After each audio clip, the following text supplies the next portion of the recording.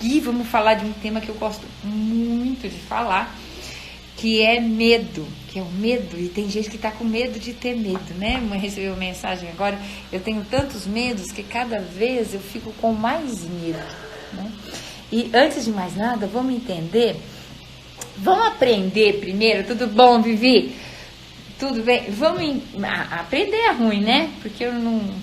Quem sou eu para ensinar alguém? Então, de frente para a janela já não ficou bom. Vou tentar de novo. Eu já testei aqui com a minha filha e de frente para a janela ficou pior. Mas vamos ver agora. Vamos ver. De frente para a janela eu quase não estava conseguindo me ver. Vamos ver a tua dica. Melhorou? Melhorou a imagem agora? Ficou melhor? Laçarotes, ficou melhor? Ficou melhor como estava ou como está agora? Ficou melhor agora aqui? Bom, então vamos lá, gente. Vamos lá. Tá bom assim? Perfeito. Então vamos lá. Essa live vai ficar gravada durante 24 horas. Aproveita aí, quem puder, depois manda para alguém. Porque o medo realmente, ele faz muita diferença em qualquer coisa que a gente queira fazer na vida. Seja um projetinho, seja um projetão, seja uma coisa que parece menos importante. E o medo, ele vai entrando na nossa vida, a gente vai ficando com medo e a gente nem percebe o tanto de medo que a gente tem. E eu só me dei conta mais disso, que há 15 dias atrás eu fui fazer um curso, não sei quem me acompanhou, estava me acompanhando aqui nos stories, com um casal, e eles moram na Europa e eles vêm 2 vezes por ano para cá para administrar esses cursos. E a gente estava falando, um dos temas do curso era ansiedade, estava falando o quanto, né, as pessoas estão mais ansiosas, né, que é a geração mais ansiosa que existe, que nós somos o país mais ansioso, né, o número de ansiedade, o número de pessoas ansiosas, da ansiedade vai para a depressão. E o que eles estavam trazendo, o que eles trouxeram, e eles moraram já no Brasil um tempo, é algo que eu nunca tinha pensado. A gente sabe do aspecto cultural e comportamental do medo, isso é estudado. O que eu nunca tinha percebido e parado para pensar foi uma coisa interessante que eles falaram, que eles sentiam isso no Brasil e agora eles não sentem mais. A gente vai se acostumando com alguns medos. Então você tem medo de parar em alguns lugares, você não para em alguns lugares, você para e fica de olho na sua bolsa, você começa a ter cada vez mais medo, você quer guardar dinheiro, mas você tem medo de deixar o dinheiro guardado, você quer fazer algum investimento, às vezes você fica com medo do governo, você fica com medo de ser mandado embora, você fica com medo de uma nova situação política, você fica com medo.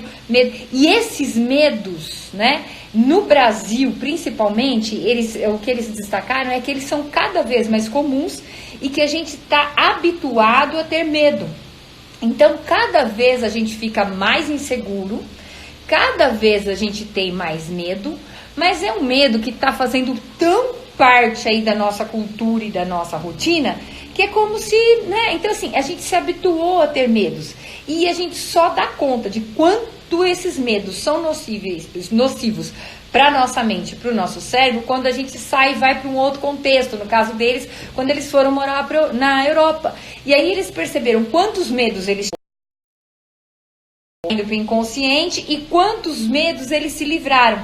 E quando eles voltam para cá, eles estão tão tranquilos que as pessoas começam a falar para eles: cuidado com isso, cuidado com aquilo, né? Então, assim, existem alguns medos que a gente tem. Então, tudo isso para falar que existem alguns medos que a gente tem, que são típicos da nossa sociedade, que são típicos da nossa cultura e que a gente vai absorvendo. Esse medo de sair à noite, esse medo de andar na rua, esse medo da economia do país, esse medo de ser mandado embora, as coisas cada vez mais instáveis, a economia cada vez mais difícil, o medo de não ter dinheiro, o medo de não ter dar conta. São medos, assim, muito da nossa sociedade, muito específicos do nosso país, mas que acabam nos deixando num estado quase que constante de alerta. E quando você fica num estado constante de alerta, você aumenta muito o teu nível de ansiedade. Aí o que acontece? A glândula lá, né, que existe no cérebro para te avisar do medo, que é a amígdala cerebral, ela foi feita, ela tem o tamanho de uma amêndoa, sabe aquelas amenditas, amendoitas, como que chama? Aquelas, sabe aquelas de caixa, assim, uma delícia. Aquelas amêndoas com cobertura que vende no supermercado. Ela é exatamente, quando eu vi no laboratório, no estudo, ela é exatamente do tamanho. Eu falei, nossa, parece uma, acho que é amendita que chama, né? A amígdala cerebral, ela parece o tamanho de uma amêndoa, e ela fica no cérebro, e o objetivo dela é te tocar o alarme, te avisar quando alguma coisa tem perigo, quando alguma coisa realmente pode te trazer medo. Qual é o problema? A gente fica cada vez mais alarmado, cada vez mais, a mandita, isso mesmo, Paty, cada vez mais alarmado, e essa amígdala, que era para funcionar só em casos de emergência, é como se ela ficasse o tempo inteiro te avisando que alguma coisa vai acontecer. Isso é ansiedade. É quando você está o tempo todo com medo de alguma coisa. Então, o que é mais importante é a gente entender o mecanismo do medo para realmente tirar esse alarme, sabe assim, para desligar o alarme, né? E como que a gente vai fazer? Primeiro, vamos entender um pouquinho a origem, né, do medo que você tem. Você não nasce com medo, você aprende a ter medo. Medo é uma emoção, mas ele é algo aprendido. Você pode perceber qual que é o perigo de uma criança sozinha, uma criança muito pequena. Que a criança fala assim, viu, tá com 2 anos, nossa, é um perigo, nossa, que fase difícil. Você não pode descuidar nem um minuto. Por quê? Porque a criança não tem a menor noção do que é perigoso, não tem menor noção de medo. Então ela vai e se joga. Ela tá numa piscina, ela se joga. Ela tá no sofá, ela se joga. O menininho põe a roupa do Homem-Aranha e ele se joga do sofá, porque ele acredita que ele é o Homem-Aranha, que nada vai acontecer.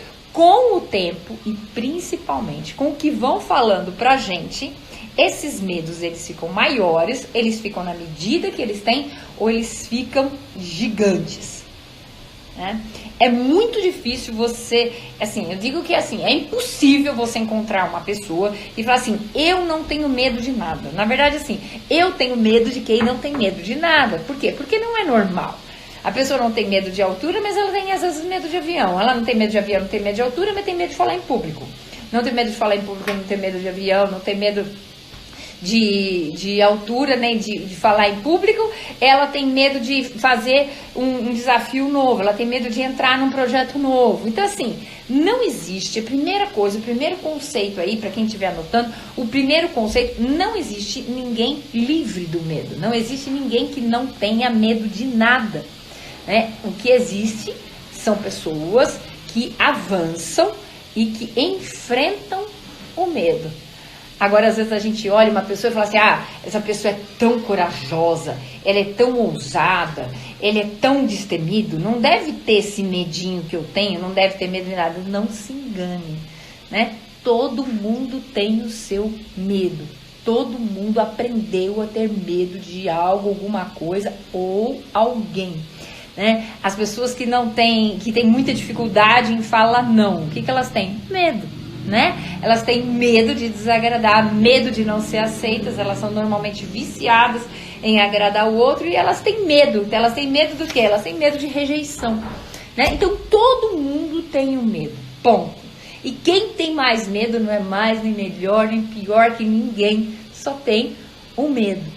E medo tem muito a ver também, né? Você aprende o medo, então é muito importante que a mãe, o pai, o tio, né, tenha a medida certa, não fique alarmando demais, não fique, né, porque a gente vai criando as nossas verdades a partir da verdade das pessoas que orientam a gente. Então essa coisa assim, não conversa com estranho, cuidado com o que você faz, cuidado com o que você fala, cuidado menina, não vá assim, né?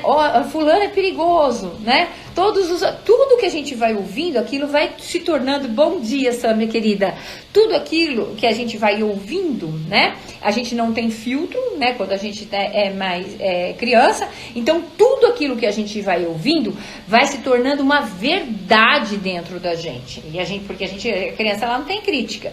Então tudo que ela ouve vai se tornando uma verdade e uma verdade absoluta. Então o medo é uma coisa que você aprende. Então pais, mães, cuidado para não colocar medo demais né? E nem também empurrar demais, achar aí a justa medida, porque isso é uma coisa aprendida. Isso também tem muito a ver com a cultura do lugar que você vive.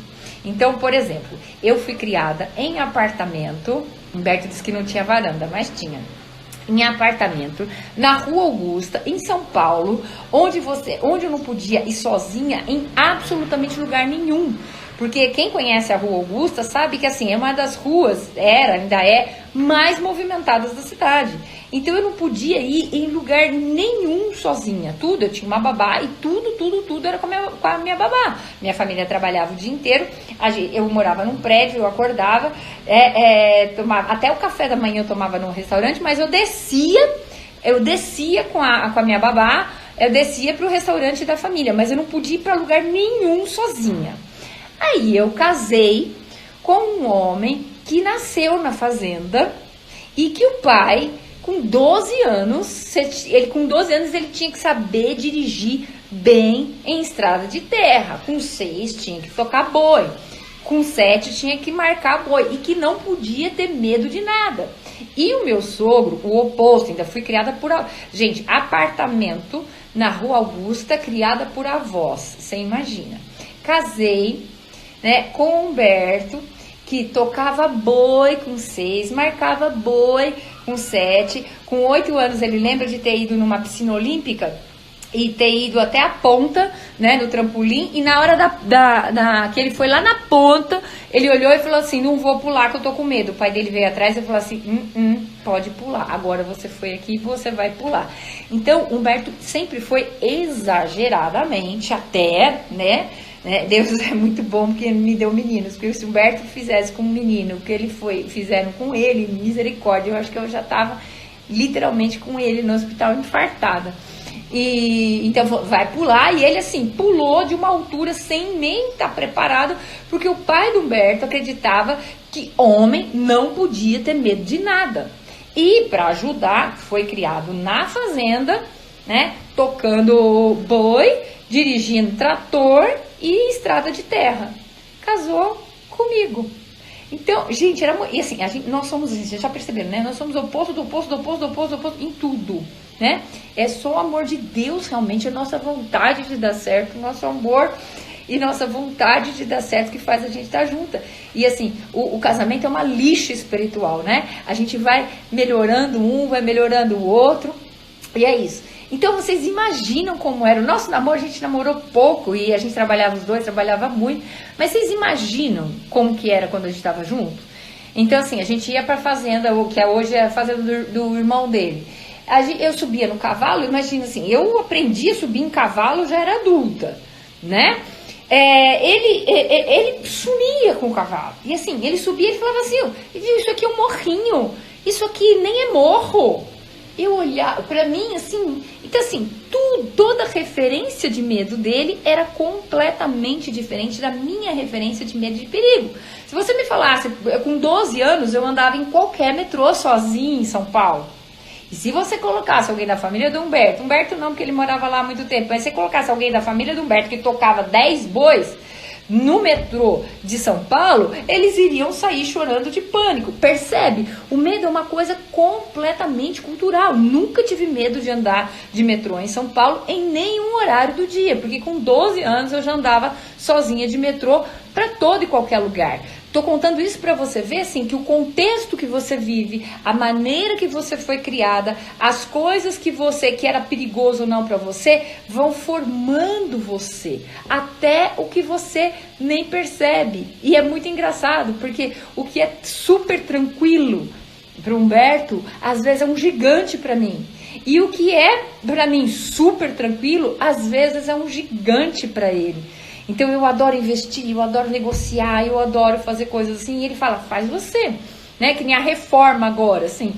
Gente, pra vocês terem ideia, todo o pessoal da reforma, todo o pessoal que eu contratei, ninguém conhece o Humberto, ninguém sabe quem é o Humberto. E eu tô amando fazer tudo isso, né? Porque faz parte do meu perfil. Eu não tenho medo de fazer essas coisas, eu não tenho medo de me arriscar para isso. E ele, assim, no dia da reforma, ele viajou e falou, resolva, faça do seu jeito, como você quiser, e tá tudo bem. Cada um tem um medo, cada um tem um desconforto. Tudo que a gente não pode, se ficar só isso na nossa live, tá bom. O que você jamais deve falar pro outro, jamais, em hipótese alguma, isso não é nada. Isso é bobagem. O seu medo não tem menor sentido. Você tem medo de dirigir? Que bobagem. Você tem medo de altura? Que bobagem. Você tem medo disso aqui? Que bobagem. Viu? É tão simples. O medo do outro é o sagrado do outro. É o outro. Olha para outra pessoa como alguém sagrada. Ele é tão amado, tão filho de Deus como você, e ele tem outros medos. Então, primeira coisa, a mais importante, se você for sair dessa live agora, fica com isso. Respeita o medo do outro. Nunca o medo do outro, a angústia do outro, a dor do outro é pequena ou grande. Ela é. Não é grande nem pequeno, é. E jamais, por nada, despreze a dor ou o medo do outro. Jamais. Nem de uma criança de 2, nem de um homem de 50. O medo é um medo. E ele tem suas raízes onde a gente nem sabe que tem semente. E tá ali.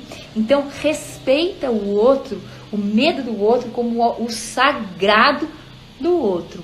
Partindo disso, vou contar para vocês a minha história. Eu fiquei sabendo já, quando eu era adolescente, todo lugar que eu ia mais alto, eu tinha um medinho, eu não gostava.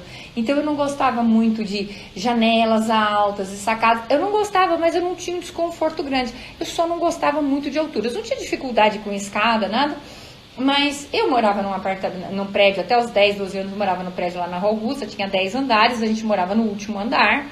E tinha uma sacada, aquela sacada não me fazia mal, não lembro daquela sacada me fazer mal. Depois, o tempo inteiro, eu fui morando em casas, né? E não fui, assim, exposta a nenhum lugar muito mais alto assim.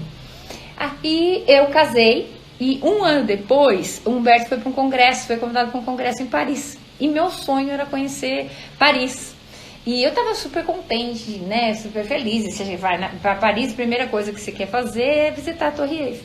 E a hora que eu subi ali em cima, a hora que eu cheguei no topo, eu não tive pânico, mas eu tive um desconforto muito grande e uma sensação horrível. E eu não só não curti a vista da Torre Eiffel, isso foi em 97, acho que em 97, eu não só não curti ver a torre, como eu não deixava Humberto desfrutar daquilo, porque cada vez que ele ia mais perto para tirar foto, perto assim do parapeito, eu falava, sai daí, aí é perigoso, sai daí.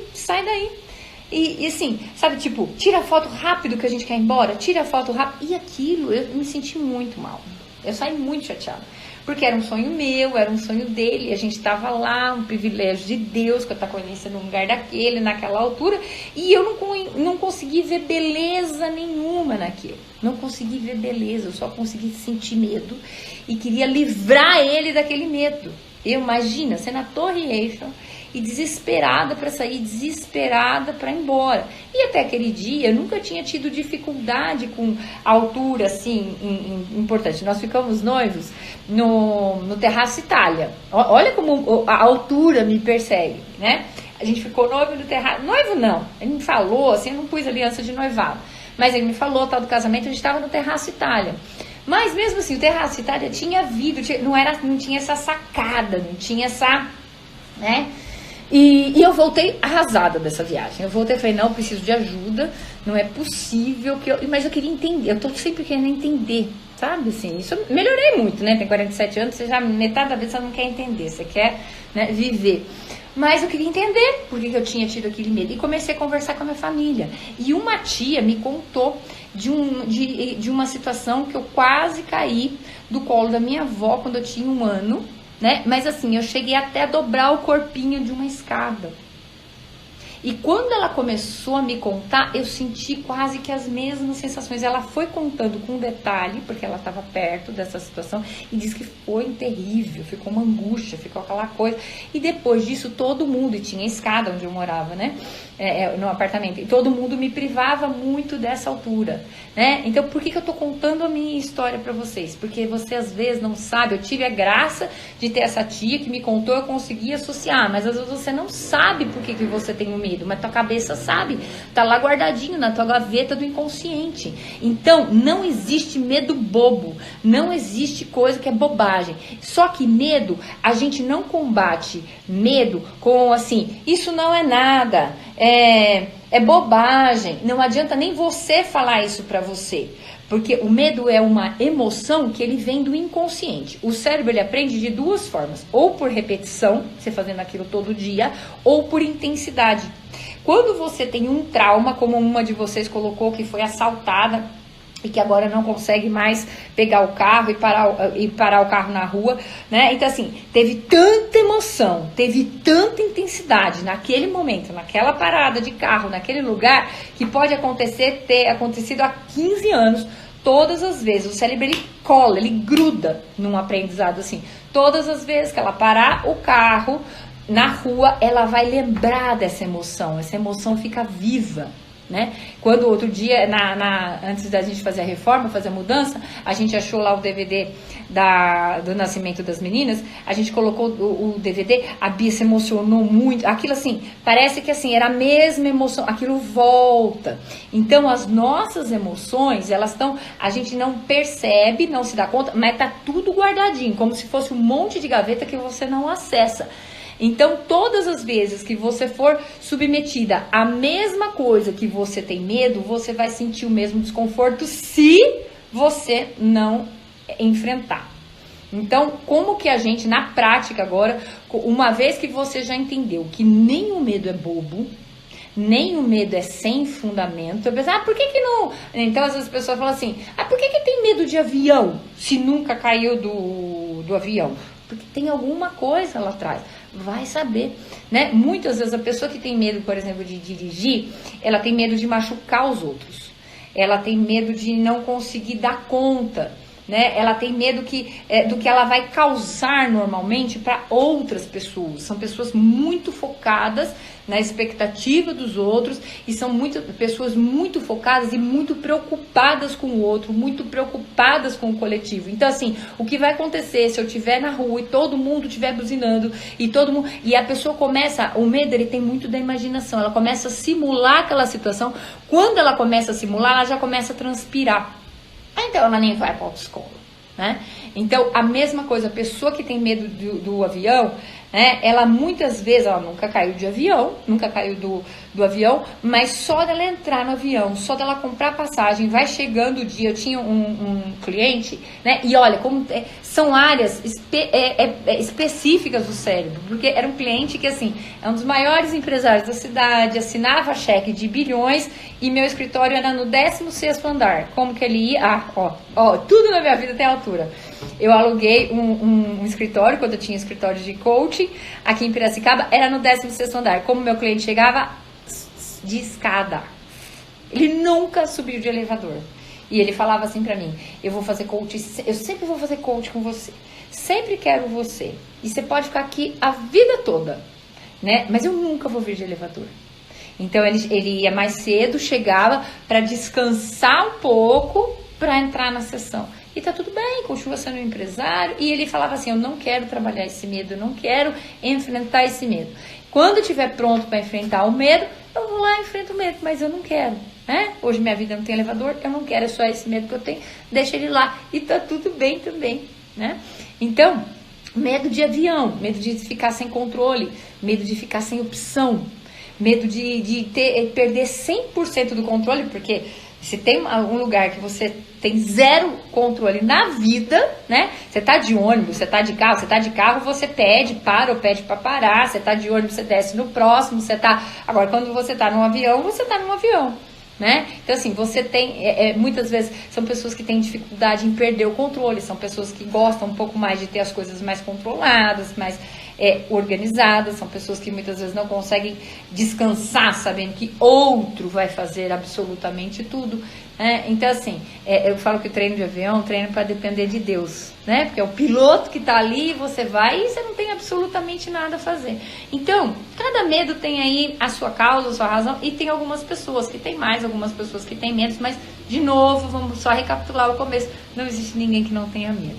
Quando eu voltei, a minha tia falou isso, eu falei, bom, então eu vou enfrentar o medo. E eu enfrentei o medo, eu comecei a fazer pequenas coisas, né? Foi muito fácil, né? Porque meu marido adora coisa radical. Eu comecei a fazer pequenas coisas, eu já tinha um pouquinho de conhecimento de neurociência, eu já trabalhava com treinamento de liderança.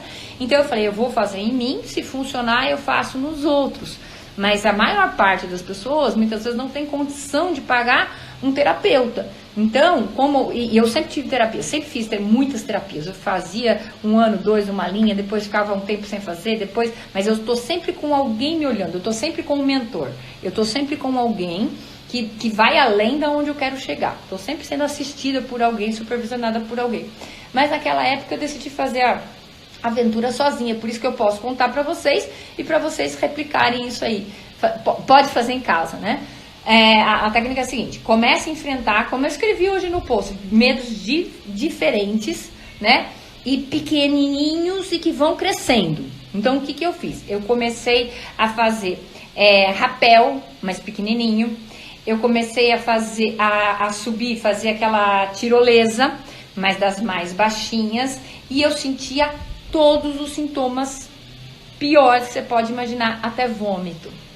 Mas eu decidi enfrentar. Então eu fazia arvorismo, tudo que era dessas coisas radicais, só que eu fazia no nível de criança. E era horrível.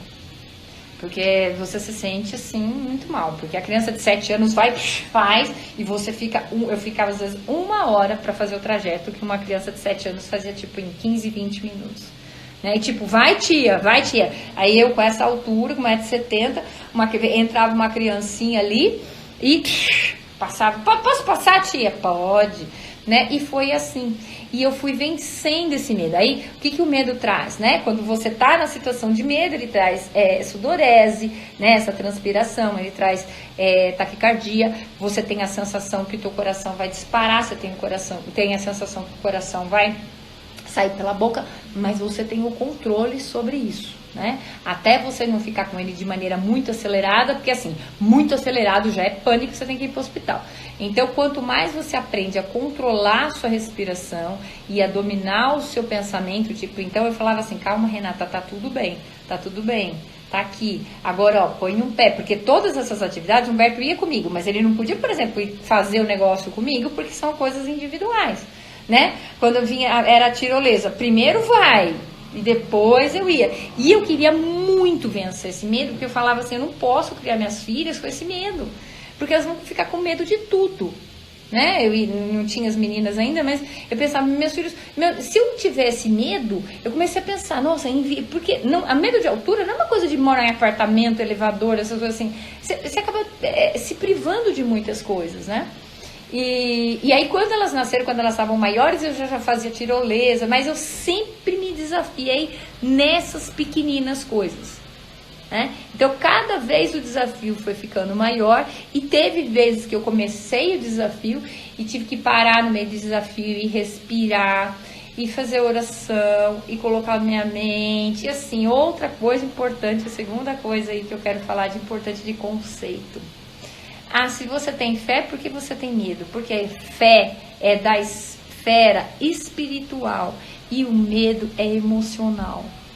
Então, por mais que você tenha fé, existem coisas que são de conteúdo da emoção, que são do conteúdo do inconsciente. Então você pode ser uma mulher de muita fé, você pode ter uma vida com Deus e mesmo assim ter medo. Claro que quanto mais intimidade, quanto maior teu relacionamento com Deus, mais você vai ter coragem para enfrentar os seus medos. Mas não é verdade que quem tem uma vida com Deus não tem medo de nada.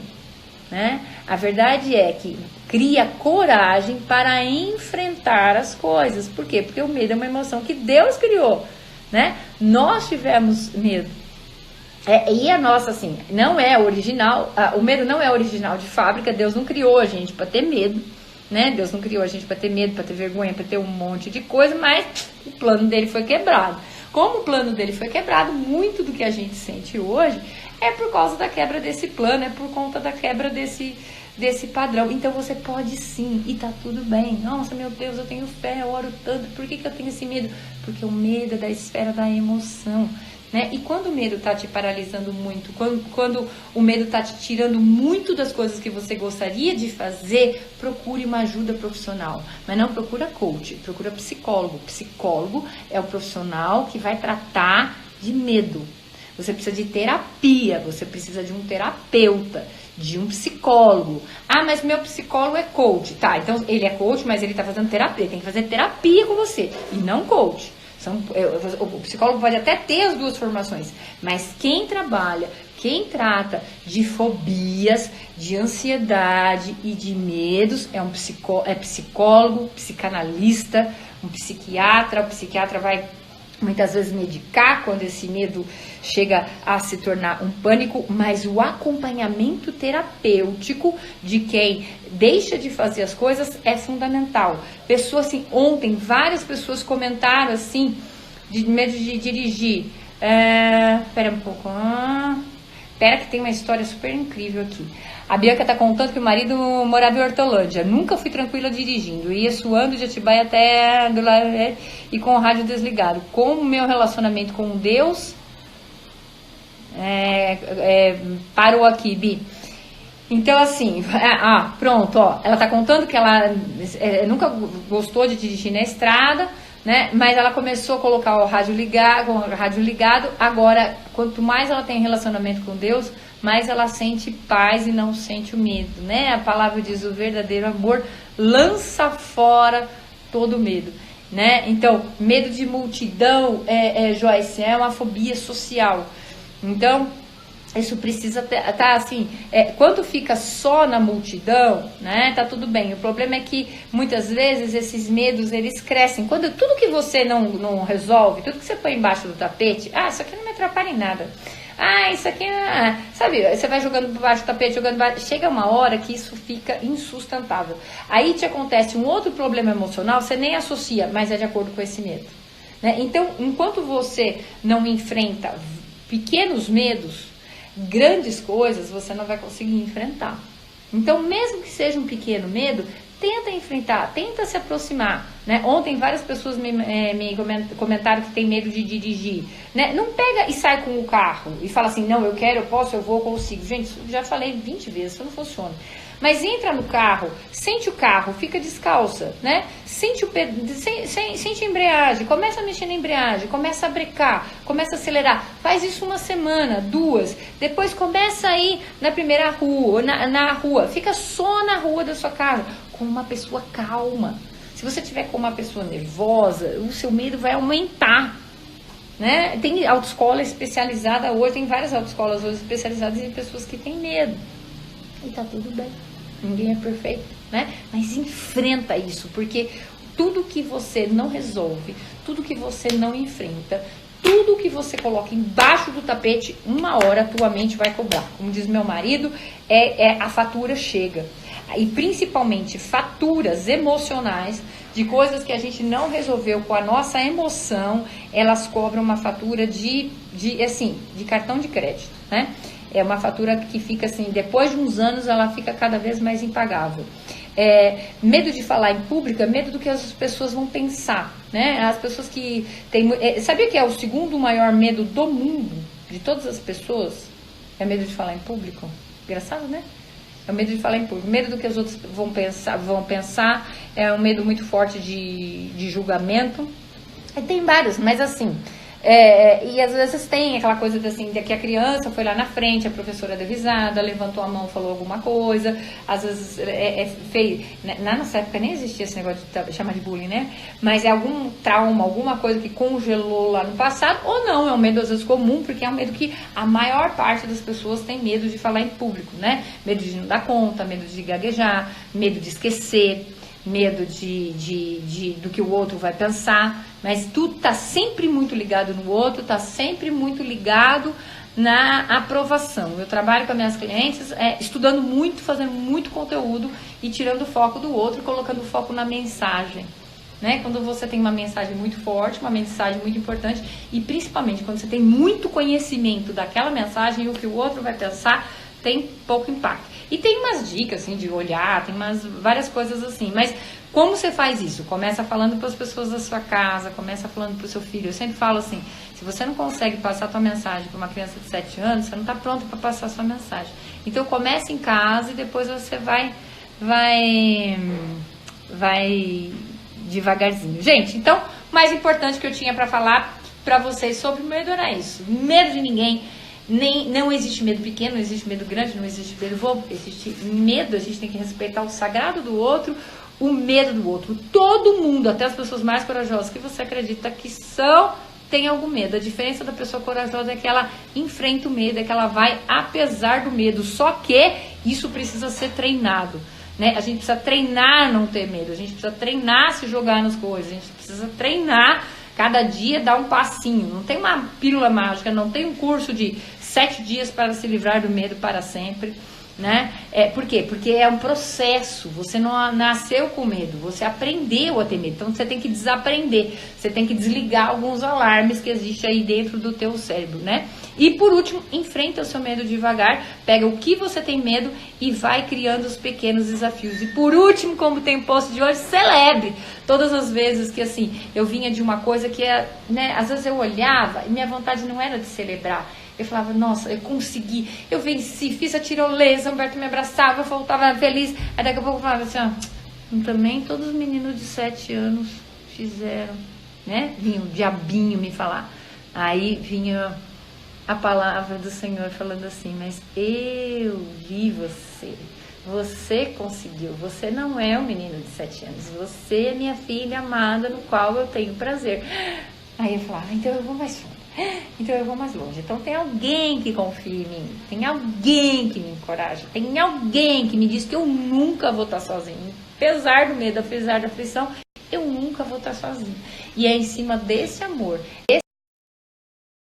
essa aceitação que eu me firmo e faço as coisas apesar do medo. Eu tenho medo de um monte de coisa. Quando a gente abriu a Academia do Foco, eu morria de medo de ninguém fazer inscrição. Quando eu comecei a falar o bom dia, né, a pessoa que me deu a ideia foi um amigo nosso que deu a ideia do bom dia, deu a ideia inteira. Eu falei assim, mas se ninguém falar bom dia pra mim, se nem escrever, eu vou postar às 7 da manhã. Aí você posta bom dia pra mim? Humberto, eu vou postar. Aí você posta bom dia pra mim? Por quê? Isso tinha, foi 2 anos atrás, eu já tenho 45 anos. Por quê? E se eu fizer um negócio e ninguém falar? Qual é o problema se ninguém falar? No outro dia você faz, no outro dia você faz. Até 100 pessoas falarem, até 50 pessoas falarem, até você ter pessoas que querem te ouvir responderem bom dia, né? Então é isso, gente, tudo isso apesar do medo. Se tiver comentário ou pergunta, faz só no post de hoje dessa live e quero que vocês aí estejam todos aí, a partir da semana que vem, vão ter 7 dias de desafio para manter uma mente, um corpo mais saudável. 7 dias de desafio, 7 áudios gratuitos no WhatsApp. Nós já estamos lotando o 3º grupo, o 1º e o 2º grupo lotado, o 3º já estava com 180 pessoas antes de eu começar essa live. E vamos fechar domingo, a gente fecha, ninguém mais entra, então você tem até domingo para entrar nos nossos grupos de WhatsApp, que vão ser áudios falando como você pode ter uma vida, uma mente mais saudável e um corpo em consequência, por consequência, um corpo mais saudável, gratuito pelo WhatsApp, tudo super simples assim. Então, se você puder, chama uma amiga, se você ainda não está no grupo, chama uma amiga, envia essa live para alguém também, para te livrar cada vez mais. A gente não vai ficar livre 100% do medo, mas a gente vai viver apesar do medo. Meninas, mais uma vez, obrigada.